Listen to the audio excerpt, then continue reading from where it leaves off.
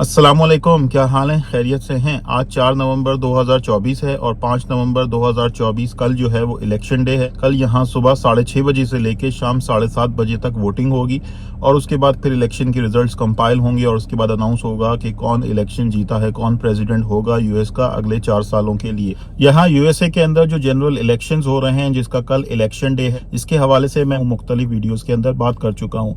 यहाँ early voting का time खत्म हो चुका है। अब फाइनल जो इलेक्शन डे है वो ट्यूसडे 5 नवंबर 2024 कल है। क्या मैंने खुद इस इलेक्शन के अंदर वोट कास्ट कर लिया है? तो मैंने अभी तक इस इलेक्शन में वोट कास्ट नहीं किया क्योंकि मुझे समझ में नहीं आ रहा या मेरा दिल नहीं चाह रहा कि मैं इस इलेक्शन के अंदर वोट कास्ट करूं। और एक तो ओवरऑल दिल भी नहीं मान रहा कि किसको वोट कास्ट करना चाहिए और किसको वोट देना चाहिए, कौन जो है वो बेहतर कैंडिडेट है प्रेसिडेंट के लिए। इस हवाले से कंसर्न भी है, इस हवाले से कंफ्यूजन भी है। अच्छा, इसकी क्या वजूहात हैं या मेरे जहन में क्या चीजें हैं, मेरी क्या ऑब्जर्वेशन है, क्या थॉट्स हैं। यहाँ पे सिस्टम इस तरह से है कि यहाँ पे दो पार्टीज मेन पार्टीज हैं, उन्हीं के दरमियान मुकाबला होता है, उन्हीं में से डिसाइड होता है कि सबसे ज्यादा सीटें जो है वो किस पार्टी को मिलेंगी।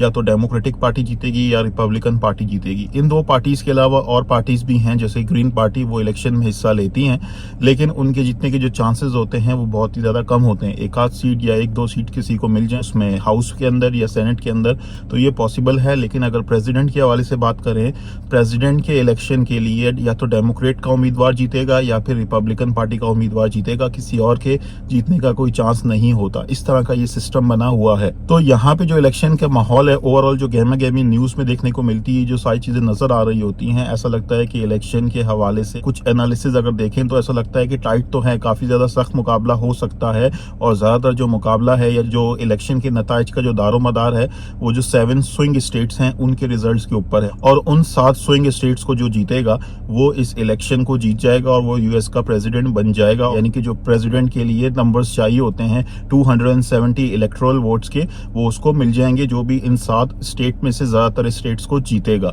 और ऐसा नजर आता है कि ट्रंप के जो चांसेस हैं वो इन 7 स्विंग स्टेट्स के अंदर ज्यादा हैं और ऐसा लगता है कि ट्रंप जो है वो अगला प्रेसिडेंट बन जाएगा।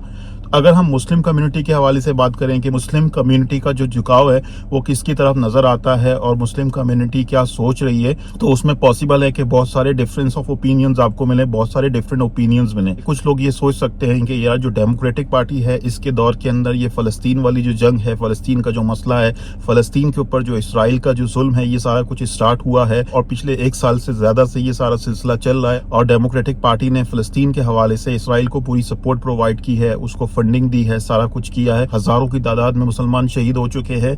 इसमें डेमोक्रेटिक पार्टी का भी बहुत ज्यादा किरदार है, जिसकी वजह से वो बहुत ज्यादा बदजन है डेमोक्रेटिक पार्टी से। तो कुछ ये भी हो सकता है और कुछ ये भी सोच सकते हैं कि उस वक्त जो लीडर था वो बाइडेन था और अब जो है वो कमला हैरिस की सूरत में एक नया प्रेसिडेंट आएगा।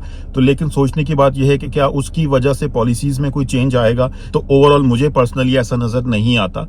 अच्छा, दूसरी तरफ अगर हम देखें जो दूसरा पॉसिबल कैंडिडेट है और जो लगता है कि अगला प्रेसिडेंट होगा यूएस का, वो है डोनाल्ड ट्रंप। तो डोनाल्ड ट्रंप के आने की वजह से क्या फलस्तीन का मसला हल हो जाएगा या इसराइल को जो सपोर्ट मिल रही है यूएस की तरफ से क्या वो खत्म हो जाएगी? तो अगर आप मुझसे पूछते हैं या जो मेरी ऑब्जर्वेशन है, जो हमने प्रायर इसका ट्रैक रिकॉर्ड देखा है, जो डोनाल्ड ट्रंप ने अपने पिछले 4 सालों के अंदर किया था, इन 4 सालों से पहले डोनाल्ड ट्रंप की हुकूमत थी, उसने जो कुछ किया, जिस तरीके से इसराइल को सपोर्ट किया और जिस तरीके से उसके कॉमेंट्स आते थे पहले और अभी भी रैली के अंदर, इससे पहले भी इलेक्शन स्टार्ट होने से पहले भी जो सारे कमेंट्स उनकी रैलीज के थ्रू आते हैं या उनके जो बाकी लोग हैं वो कमेंट कर रहे होते हैं फलस्तीन के अगेंस्ट में, तो अगर उन सारी चीजों को सामने रखें और जो डोनाल्ड ट्रंप का अपना एक रवैया रहा है पहले और जो उसका एक हमें समझ में आता है कि अभी तो चलो इलेक्शन कैंपेन चल रही है कि बहुत सारी चीजें ऐसी हो सकती हैं कि जो दबी हों या बहुत सारी चीजें ऐसी हो सकती हैं जो वो खुलेआम ना कह रहे हो। तो अगर मैं अपना एक पॉइंट ऑफ व्यू आपके साथ शेयर करूं तो मुझे ऐसा नजर नहीं आता कि डोनाल्ड ट्रंप के आने से फलस्तीन के जो मुसलमान हैं उनके मसाइल में कमी आएगी। पॉसिबल है कि यूएस अपने स्टेक की वजह से वो जंग बंदी करवाने का सोचे या उसके लिए कुछ एक्शंस ले। लेकिन ओवरऑल अगर हम इसराइल की सपोर्ट के हवाले से बात करते हैं तो मुझे पर्सनली ऐसा लगता है डोनाल्ड ट्रंप जो है वो ज्यादा प्रो इसराइल है as compare to democratic party. ये मेरा एक पर्सनल ओपिनियन है, लेकिन अगर मैं ओवरऑल बात करता हूं तो मुझे कोई ऐसा नजर नहीं आता, चाहे कमला हैरिस आए चाहे डोनाल्ड ट्रंप आए, किसी एक के भी आने की वजह से फलस्तीन के मुसलमानों के लिए ज्यादा आसानी होगी। और आगे जाके डिपेंड करता है कि कौन अपने स्टेक के लिए, कौन ओवरऑल जो है अपने इमेज को बेहतर बनाने के लिए, अगर डोनाल्ड ट्रंप की बात करते हैं तो हो सकता है कि जंग बंदी करवाने की, हो सकता है कि वहां में मसले को रिजॉल्व करने की कोशिश करे, एफर्ट करे, ये भी पॉसिबल है।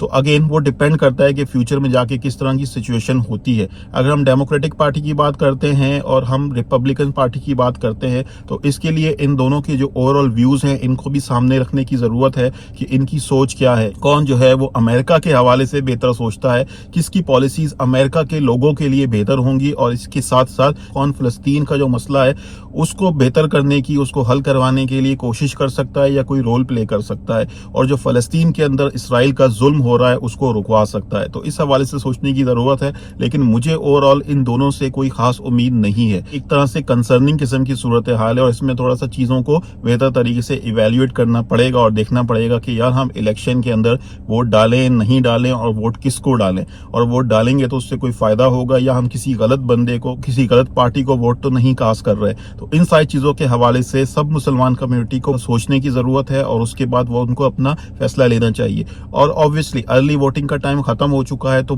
जिस तरह से बहुत सारे यूएस के लोगों ने अपना वोट कास्ट ऑलरेडी कर लिया है, तो हो सकता है कि बहुत सारे मुसलमानों ने ऑलरेडी अपना वोट कास्ट कर लिया हो। जो तीसरा एक कैंडिडेट है जिल स्टाइन, उसके हवाले से मैं एक थोड़ी सी ओवरऑल इन्फॉर्मेशन दे चुका हूं अपनी पिछली वीडियोस के अंदर जो मैंने इलेक्शन के हवाले से बनाई थी। तो जो ग्रीन पार्टी की कैंडिडेट हैं जिल स्टाइन, जो कि इसराइल की पॉलिसीज के अगेंस्ट में बात कर रही होती हैं और जो फलस्तीन के अंदर एक तरह से जो जेनोसाइड हो रहा है उसके खिलाफ बात कर रही होती हैं, तो उनके लिए भी काफी ज्यादा सपोर्ट है मुसलमान कम्युनिटी के अंदर। लेकिन क्या उनको वोट देने से कोई फायदा होगा? उनको वोट देने से किसका फायदा होगा? कामला हैरिस का फायदा होगा या डोनाल्ड ट्रंप का फायदा होगा? इस हवाले से भी सोच ले, क्योंकि उनका जीतना तो नामुमकिन है। वो तो यूएस की प्रेसिडेंट नहीं बन सकती, ये बात तो क्लियर है और ये बात सबको क्लियर होनी चाहिए।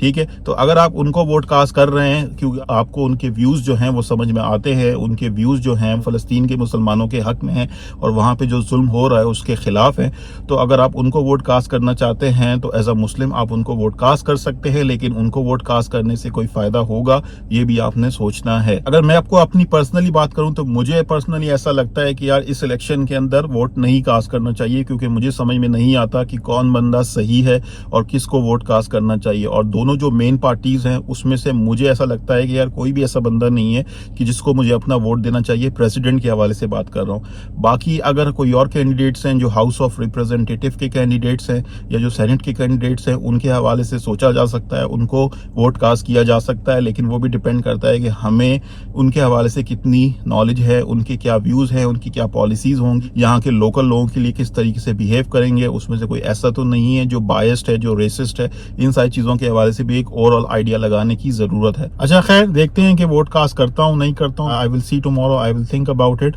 और अगर समझ में आएगी तो वोट कास्ट कर लूंगा। लेकिन प्रेसिडेंट के वोट के लिए आई डोंट थिंक सो कि कोई भी एलिजिबल मुझे नजर आता है। जिन दोनों में से कोई एक जीतेगा उनमें से कोई भी सुटेबल कैंडिडेट मुझे पर्सनली समझ में नहीं आता। सो लेट्स सी, देखते हैं कि कल कोई सीन बनता है, कोई चीज जहन में आती है, कोई चीज क्लिक होती है या कोई और फाइनल थॉट्स आते हैं। अगर आप यूएस में रहते हैं और अगर आपने वोट कास्ट करना है तो आप बता सकते हैं, अपने कॉमेंट्स, अपने ओपिनियंस भी शेयर कर सकते हैं। So that's it from my side. Thank you very much, good bye, अल्लाह हाफिज।